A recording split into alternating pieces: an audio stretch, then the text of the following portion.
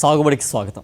చక్కటి సాగు విధానాలు, కొద్దిపాటి ఆలోచన ఉంటే తక్కువ వ్యయంతోనే సాగుతో మంచి ఆదాయం పొందవచ్చని నిరూపిస్తున్నారు ప్రకృతి వ్యవసాయ రైతులు. సేంద్రియ ఎరువుల వాడకం, సస్యరక్షణ విధానాలు అమలు చేయడం ద్వారా మంచి దిగుబడి సాధించడంతో పాటు పలువురికి ఆదర్శప్రాయంగా నిలుస్తున్నారు. ఇదే తరహాలో చదువు లేకపోయినా తనకున్న కొద్దిపాటి భూమిలోనే పలు రకాల పంటలు సాగు చేయడం ద్వారా చక్కని ఆదాయం పొందుతున్నవారు రైతు అప్పలస్వామి. తూర్పుగోదావరి జిల్లా వీరలంకపల్లికి చెందిన ఆయన 12 ఎకరాల్లో 70 రకాలుగా పైగా పంటలు సాగు చేస్తున్నారు.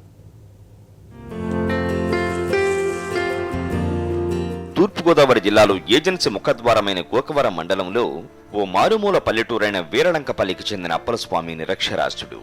అయితే మంచి ఆలోచన పరుడు కావడంతో ఆయనకు ఏనాడు తనకున్న నిరక్షరాస్యత సమస్య కాలేదు.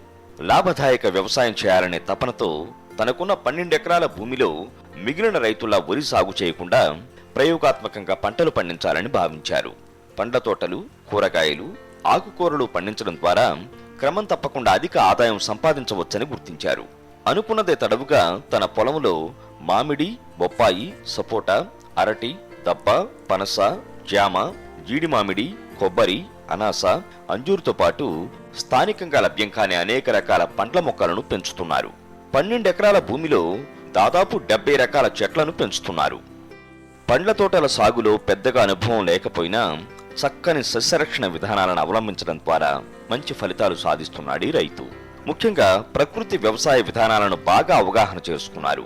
తనకున్న దేశీయ ఆవులను తోటలోనే ఉంచి పెంచుతున్నారు. వాటి ద్వారా వచ్చే వ్యర్థాల ద్వారా సేంద్రియ ఎరువులను తయారు చేస్తున్నారు. దేశీయ ఆవు పేడ, మూత్రంతో ద్రవ జీవామృతం తయారు చేసుకుని దాన్ని చెట్ల మొదళ్ళకివ్వడం ద్వారా లబ్ధి పొందుతున్నారు. అలాగే జీవామృతాన్ని వడకట్టి చెట్లపై పిచికారీ చేస్తున్నారు. దాంతో రసాయనిక పురుగు మందుల అవసరం లేకుండా చేసుకుంటున్నారు. కేవలం సేంద్రియ ఎరువుల ద్వారానే పంటలను సాగు చేయడంతో ఇప్పటి వరకు తనకు ఎటువంటి తెగుళ్ల సమస్యలు తలెత్తలేదని చెబుతున్నారు అప్పలస్వామి. నేను ఇక్కడ మెయిన్ రోడ్లో గోకవరం రాజమండ్రి మెయిన్ రోడ్లో వ్యవసాయం చేస్తున్నాను. ఇక్కడ సుమారుగా 12-13 ఎకరాల్లో ఇక్కడ ఫ్రూట్స్ చేస్తున్నాను. ఇక్కడ మామిడి, జీమాడి, సపోటా, పప్పల మనస, నారింజ, దానిమ్మ, అరటి. కానీ అరటిలో 3-4 రకాలు, అలాగే జామిలో 4 రకాల, ఉసిరిలో 2 రకాలు, అలాగే నేరేళ్ళలో 2 పిక్కలేంది పిక్క ఉన్నది కూడా అలా మన సీటీ స్వంత అది కూడా చేస్తున్నాం. అలాగే బొబ్బాయి కానీ సుమారుగా ఇక్కడ ఒక 50 రకాల మా దగ్గర ఫ్రూట్స్ పండిస్తున్నాం మేము ఇక్కడ. అంటే మా ఉద్దేశం ఏంటంటే గతంలో మాకు ఇక్కడ ఉద్దేశం ఏంటంటే రైతులు అందరూ పురుగు మందులు గట్టా వాడుతున్నారు. ఈ పురుగు మందులు వాడకూడదు అని మాకు అనిపించింది. ఏమనిపించింది అంటే ఒక మందులు కొడుతున్నాం, మనం మందు కొడితే వర్షం పడితే రైతు 4-5 వేలు 10,000 ఖర్చు పెట్టమని బాధపడుతున్నారు. దాని గురించి ఈ మందు కొడితే వర్షం పడకపోతే ఎండగాతి మందు ఏమవుతుంది, ఆ కాయ ఆకు అన్నీ లాక్కుంటుంది కదా, డైరెక్ట్గా రైతుకి మనిషికి వెళ్ళకుండా తర్వాత అయినా వెళ్తుంది. వీళ్ళందరూ కూడా మళ్ళీ హాస్పిటల్కి పాలవుతున్నారు, డబ్బులు హాస్పిటల్లో పడుతున్నారు మొత్తం అందరూ. ఎందుకంటే గత 2 తరాల జనాలు పోనట్టే ఇక్కడికి ఇప్పటికి లెక్క ఎత్తాను మా ఉద్దేశం ప్రకారంగా అయితే. దాన్ని అనుసరించి మేము ఏం చేయాలనే ఆలోచనతో మందులు కొట్టకుండా గత 10 సంవత్సరాల నుంచే మేము ఇక్కడ వ్యవసాయం చేస్తున్నాం. ఇక్కడ ఎలాగంటే గ్లేరియన్ సీడ్ అని ఒక రకం ఉంది, దాన్ని కట్ చేసి వేస్తున్నాండి. అలాగే పశువులను పెట్టాం, నాటు పశువులను. ఇక్కడ ఆ చెట్లు మొదలు వాటిలో 1-2 రాత్రులు ఆ పేడ నీరుడు కూడా చెట్లకి వెళ్ళని చేస్తున్నాం. మిగతా కొత్త తీసే దాన్ని మేము ఒక పేపాలు తీసుకున్నాం, ఒక 6 పేపాలు తీసుకున్నాము. ఇక్కడ మేము 100 లీటర్లు నీళ్ళు వేసి అందులో 10 కేజీలు ఆవుపేడ వేసి 10 కేజీ గోమూత్రం వేసి అలాగే కేజీ బెల్లం, కేజీ శనగపిండి కూడా మేము కొట్టికాడ ఏదే ఇప్పుడు అంతా కలుస్తమే కాబట్టి ఆ కలుస్తం కూడా మనకు కుదిరినంత ఇదిలో చేయాలని షాప్ కాడికి వెళ్ళిపోయి ఒక బస్తా కొనుక్కొని దాన్ని మేము డైరెక్ట్ ఆడించుకొని అదే తీసుకోవస్తాం. భూముల సారాన్ని పెంచుతూ జీవ వైవిధ్యానికి కారణమవుతున్న జీవామృతాన్ని ఎలా తయారు చేస్తారో ఇప్పుడు చూద్దాం. దీని గురించి ఇప్పటికే ప్రఖ్యాత ప్రకృతి వ్యవసాయ నిపుణుడు సుభాష్ పాలేకర్ దేశవ్యాప్తంగా ప్రచారం చేశారు. 200 లీటర్ల నీళ్లు అంటే సుమారుగా 15 బిందెల నీళ్లు. ఇప్పుడు 10 కిలోల పెండ తీసుకోవాలి. ఇప్పుడు 10 లీటర్ల ఆవు మూత్రం తీసుకోవాలి. ఇప్పుడు 2 కేజీల పప్పు దినుసుల పొడి తీసుకోవాలి. ఇప్పుడు 2 కేజీల బెల్లం తీసుకోవాలి. గుప్పెడు గట్టుమట్టి తీసుకోవాలి. ఇప్పుడు ఈ 15 బిందెల నీళ్ళల్లో ఈ 10 లీటర్ల ఆవు మూత్రం పోసుకోవాలి.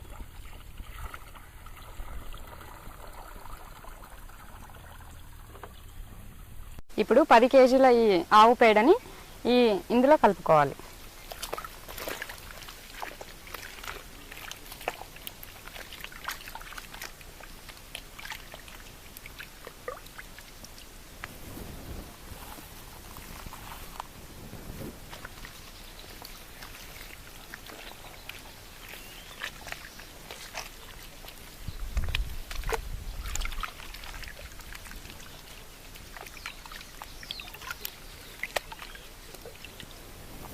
ఇప్పుడు ఈ 2 కేజీల పప్పు దినుసుల పొడిని కూడా కలుపుకోవాలి.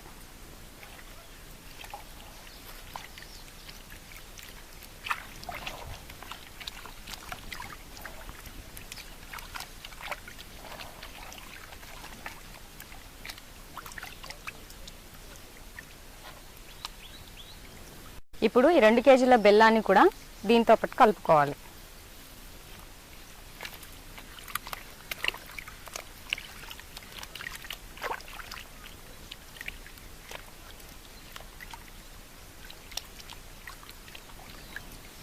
ఇప్పుడు ఈ గుప్పెడు గట్టు మట్టిని కూడా దీనిలో కలుపుకోవాలి.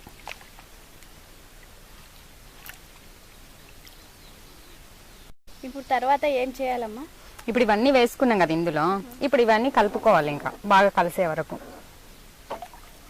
ఇది తయారు చేసిన తర్వాత వెంటనే వాడుకోవచ్చా, 2-3 రోజుల తర్వాత వాడొచ్చా? లేదమ్మా, ఇది 4 రోజులు మురుగనివ్వాలి. ఆ తర్వాత రోజుకు 3 సార్లు, ఉదయం, మధ్యాహ్నం, సాయంత్రం 3 పూటలు ఇలా కర్రతో కలుపుకోవాలి. కలుపుకున్న తర్వాత 4 రోజులు మురిగిన తర్వాత అప్పుడు పంటకు వాడుకోవచ్చు. దీన్ని తయారు చేసేటప్పుడు ఆరోగ్యకరమైన ఆవు పేడ, ఆవు మూత్రం తీసుకోవాలి. ఇప్పుడు దీనిలలో ఏమీ కలపకూడదు, దీన్ని ఇలాగే వాడుకోవాలి. మనం పంటకు నీళ్లు పెడతాం కదా కాలువ దగ్గర, అక్కడ దీన్ని పోసుకోవాలి. పంటకు అంతటికి సరిపోతుంది దానికి పోసుకుంటే మడిలో. ఇప్పుడు రైతుల పాలిట వరంలాగా మారాయి ద్రవ ఘన జీవామృతాలు. వీటిని తయారు చేసుకోవడానికి ఒక పైసా కూడా ఖర్చు పెట్టాల్సిన అవసరం లేదు. వీటి తయారీలో వస్తువులన్నీ రైతులకు అందుబాటులో ఉండేవి. సాధారణంగా ఈ ప్రాంతంలో మిగిలిన చోట్ల కనిపించని వివిధ రకాల చెట్లు, పళ్ళు అప్పలస్వామి పొలంలో మనకు లభ్యమవుతాయి. ఒక్క మామిడిలోనే 30 రకాలు ఆయన సాగు చేస్తున్నారు. అంతర పంటలుగా కూరగాయల సాగు చేపట్టారు. ఆవు పేడతో పాటు శనగపిండి, బెల్లం, పుట్టమట్టి ఉపయోగించి సేంద్రియ ఎరువులను తయారు చేయడంతో పాటు ప్రత్యేకించి ఎరువుల తయారీ కోసం గ్లైరీసిడియా మొక్కలను పెంచుతున్నారు. వాటి రొట్టె విరిచి చెట్ల మొదళ్లలో వేస్తున్నారు. దీనివల్ల పంటకు పురుగు పట్టడం, నష్టపోవడం ఏమాత్రం జరగదని చెబుతున్నారు. అంతేకాకుండా ఈ రకంగా సహజ సిద్ధమైన ఎరువుల వాడకం వల్ల పండ్లలో రుచి సహజంగా ఉండటంతో పాటు ఎక్కువ రోజులు నిల్వ కూడా ఉంటున్నాయంటున్నారు. సేంద్రియ పండ్లను పండిస్తుండటంతో వాటికి మంచి డిమాండ్ కూడా ఉంటోందని అప్పలస్వామి సంతోషాన్ని వ్యక్తం చేస్తున్నారు. ఆదాయం బట్టి చూస్తే అండి, ఇప్పుడు పెంచుతాం. మాకు మామిడి సపోటా ఇదైతే సపోటా 5 రూపాయలకి ఇస్తున్నాం మేము. అలాగే మామిడికాయ 30 రూపాయలకి ఇస్తున్నాం. అలాగే బత్తాకాయ 10 రూపాయలు ఇస్తున్నాం. నిమ్మకాయ కూడా కాయ ఇంచుమించు రూపాయి పావలా తక్కువ కాకుండా అమ్ముతున్నాం మేము. అది కాయ ఎందుకంటే మన శాత వల్ల మనిషికి ఆరోగ్యం ఉంటుంది, తర్వాత ఈ దిగుబడి వస్తుంది, తర్వాత ఎక్కువ రోజులు నిల్వ ఉంటా కూడా ఆస్కారం ఉందండి. దీన్ని మేము ఇవ్వగలిసిన సరుకు కనీసం మాకు మేము ఇచ్చేదన్నా మంచి సరుకు ఇవ్వాలా, నాణ్యమైనది ఇవ్వాలా. అందరికీ ఇవ్వలేకపోయినా మా దగ్గరికి వచ్చి చాలా మంది ఇక్కడికి వచ్చి పట్టుకెళ్తున్నారంటే వచ్చిన మనం బయట కట్టుకెళ్తే కలర్ కావాలన్నారు. ఇప్పుడు పెంచుతాం, ప్రతి వాళ్ళు దయించి ప్రతి వాళ్ళు తెలుసుకోవాలని ఏంటంటే ముఖ్యం, ఎంత కలర్ ఉంటే అంత అందులో కెమికల్ ఉంది. కనీసం ఇలా పాలు తాగారంటుండే, పాలు అని తాగాడని ఏదో అవుతున్నాడు, కానీ పాలు తాగితే ఇసం కొనుక్కుంటున్నాడు. కనీసం నీళ్ళు తాగితే తీగలు ఉండదండి, పాలు కొనుక్కొని తాగితే మట్టుకి ఇసం ఉంది ఇవాళ. ఈ ప్రాంతంలో కోతుల బెడద ఎక్కువగా ఉంటుంది. వందల సంఖ్యలో వానరాలు తోటలపై పడడంతో సాధారణంగా రైతులు పండ్ల తోటలు సాగు చేసేందుకు ధైర్యం చేయడం లేదు. ఈ నేపథ్యంలో అప్పలస్వామి కోతుల బెడద నుంచి పంటను కాపాడుకునేందుకు అనేక ప్రయత్నాలు చేశారు. వాటిలో చాలా వరకు సత్ఫలితాలనిచ్చాయి. చెట్ల మధ్యలో పులి బొమ్మలను ఏర్పాటు చేయడంతో పాటు చెట్ల మధ్య లౌడ్ స్పీకర్లు ఏర్పాటు చేసి జంతువులు అరిచినట్టు శబ్దాలు చేయించడం ద్వారా కోతుల బెడద నుంచి పంటను రక్షించుకోగలుగుతున్నారు. ఈ శబ్దాలు వినడం ద్వారా కోతులు ఈయన తోటల్లోకి వచ్చేందుకు సాహసించడం లేదు. దాదాపు 70% పంటను ఈ రకంగానే రక్షించుకుంటున్నారు. ఈ వాతావరణం ఇప్పుడు ఇవాళ వాతావరణం ఉంది, దీనికి చాలా నట్టమండి. ఇప్పుడు ఈ వాతావరణం అంటే ప్రకృతి భగవంతుడు ఏం చేయలేడు, కానీ ప్రభుత్వం ఆదుకుండేది కూడా ఆదుకుంటే కోత రైతు ముందుకు వెళ్తాక ఏదైనా ఆస్కారం ఉంటుంది. ఎకరా అంటే ఇప్పుడు ఒక చెట్టు లెక్క చెప్పాలంటే సపోటా చెట్టు ఉంటుందండి, అది ఇంచుమించులో 20 సంవత్సరాలు 18 సంవత్సరాలు ఉంటుంది. దానికి ఒక చెట్టుకి వచ్చి 5,000 వస్తుందండి. అంటే ఏమి కాదు, 1000 కాయలు చెప్తే చాలండి, 15 కాయ 5 రూపాయలండి. పెట్టుబడి తక్కువ. పెట్టుబడి ఏంటండి, అసలు పెట్టుబడి లేదు, 0 బడ్జెట్ అండి. ఇది మన ఆటో కొనుక్కుంటే అండి, మనకు దొరికే ఆటో, దాన్ని దాని నీరుడు, దాని మూత్రం, అలాగే మన శనగపిండి అంటే కొంటాం. అలాగే ఈ రైతుకి ఏంటంటే ఎక్కువ ఈ మెట్ట ఏరియా కొన్ని ఏరియాలో నాకు తెలియకపోవచ్చు, ఈ మెట్ట ఏరియాలో కోతులు బెడద ఎక్కువ ఉందండి. దానివల్ల 80% రైతు పోతున్నాడు.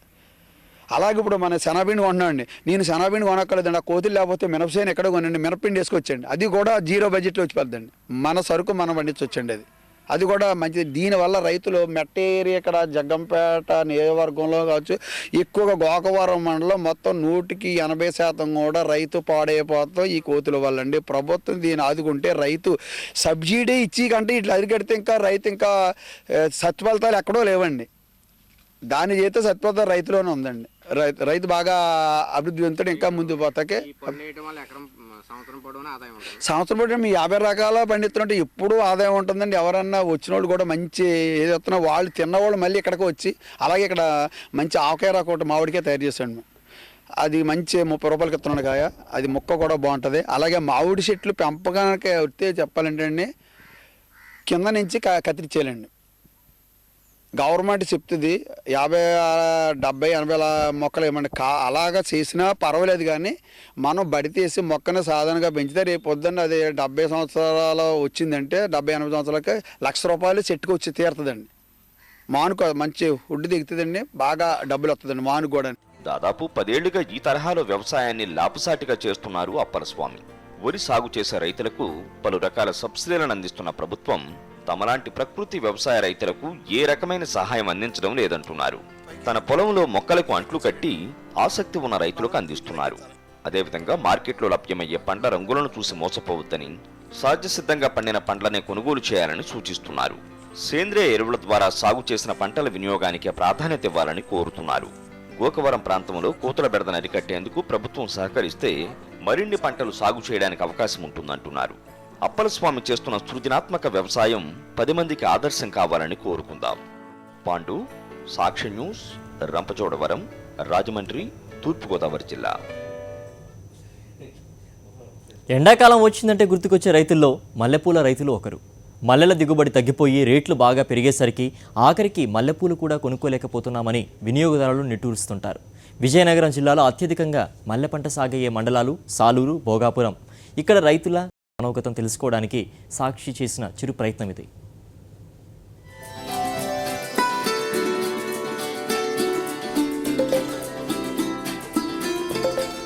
మల్లెల్లో సాధారణంగా విడిమల్లె, దొంతర మల్లె, గుండు మల్లె, బొండు మల్లె లాంటి రకాలను మన రైతులు సాగు చేస్తుంటారు. కొమ్మ కత్తిరింపుల ద్వారా కానీ, అంటు మొక్కల ద్వారా కానీ ప్రవర్తనం చేస్తారు. మల్లె మొక్కలను తేలికపాటి నేలల్లో నాటాలి. జూన్ నుంచి డిసెంబర్ వరకు ఎప్పుడైనా నాటుకోవచ్చు.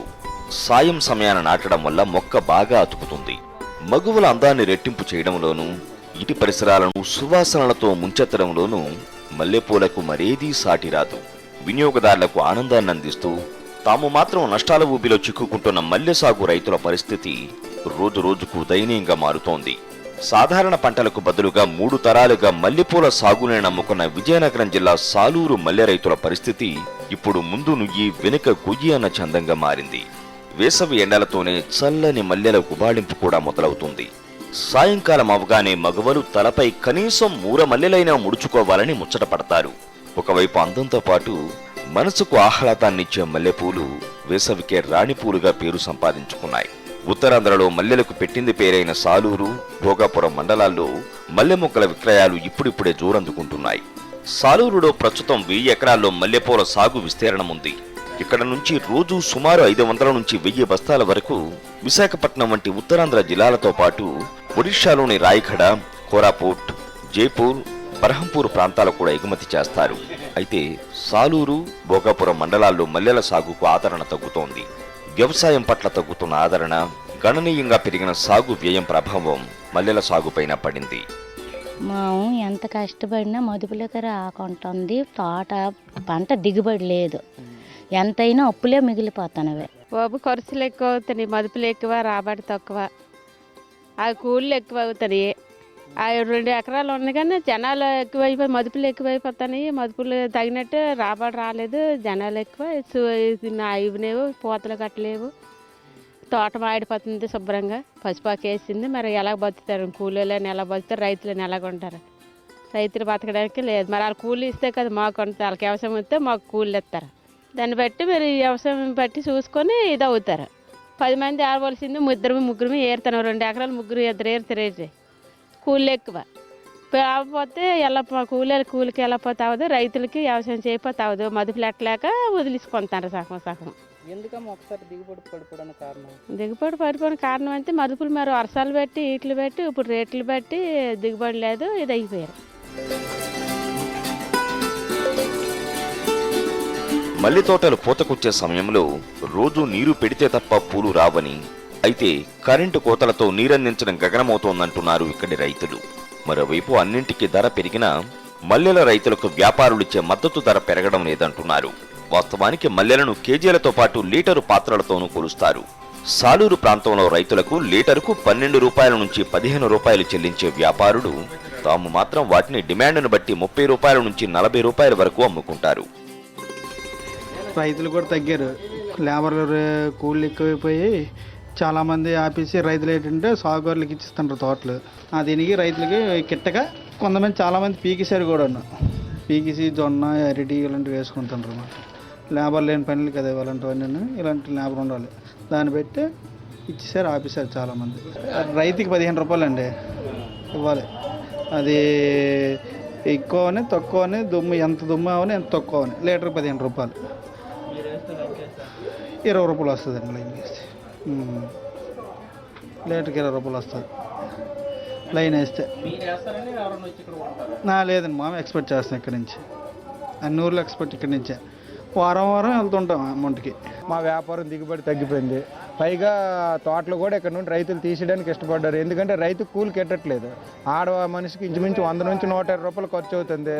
ఆ 100-120 రూపాయల కూలి వల్ల వాళ్ళు కెట్టకపోవడం వల్ల తోటలు తీసేస్తారు. రాబోయే రోజుల్లో మల్లె తోటలు ఇక్కడ కనుమరుగయ్యే పరిస్థితి కూడా ఉంది. మాకు గవర్నమెంట్ నుంచి కూడా ఎటువంటి విధమైన సపోర్ట్ కూడా లేదు. ప్రస్తుత పరిస్థితుల్లో అయితే పూల సాగు కొద్ది కష్టంగా ఉంది. ఇక్కడ ఇప్పుడున్న రేట్లు బట్టి అయితే లేబర్ కెట్టట్లేదు, పైగా వ్యాపారస్తుడికి కూడా కెట్టట్లేదు ఇప్పుడు. ఎందుకంటే ఎన్నాళ్ళు వ్యాపారస్తుడికి 4 డబ్బులు వచ్చి పూల వ్యాపారంలో, ఇప్పుడు వ్యాపారస్తుడికి రాలేదు, రైతుకి రాలేదు. కాకపోతే ఏంటంటే ఇప్పుడు లేబర్ ఛార్జ్ ఎక్కువ అవడం వల్ల తోటలు తీస్తారు. ఇప్పుడు మొక్కజొన్న రావడం ప్రస్తుతానికి పూల మార్కెట్ పడిపోయింది. ఇప్పుడు ఈ లీటరు రైతు దగ్గర మేము 13 రూపాయలు ఖరీదు చేస్తున్నాం, మాకు లైన్ మీద 15 రూపాయలు ఇస్తుంటారు. 2 రూపాయలు లీటర్కి 100 లీటర్లు వస్తే 200 వస్తుంది. పని చేసిన కుర్రోడికి 200 పోతే మరి లాగేజీలు ఛార్జీ ఏఎన్ఎల్ ఇవంతా బోల్డ్ ఖర్చు ఉంది. కిట్టకపోవడం వల్ల మేము వ్యాపారంలో తగ్గించాం అన్నమాట.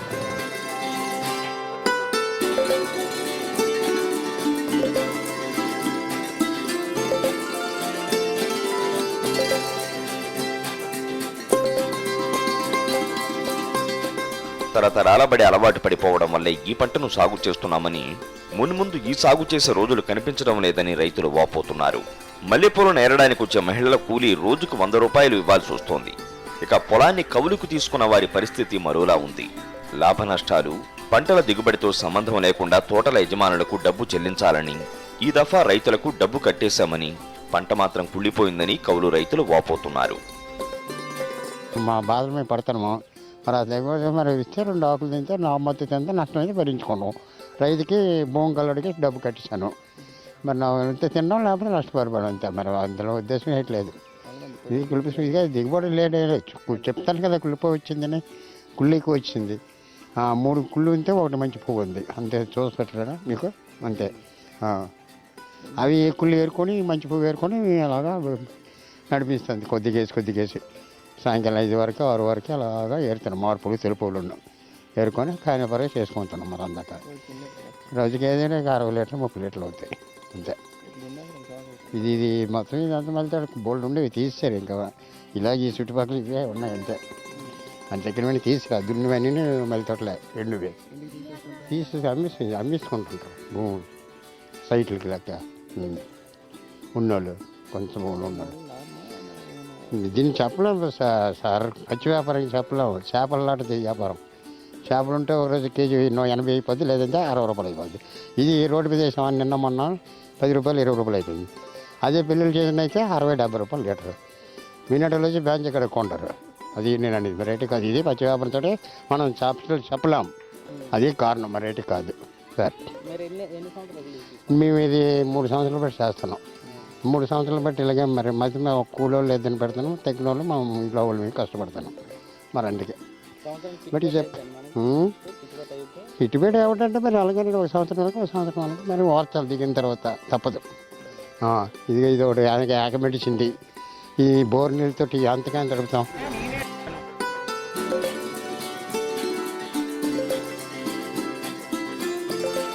వాస్తవానికి పెళ్లిళ్ల సీజన్లో కిలో మల్లెల రేటు 100 రూపాయల వరకు ఉంటుంది.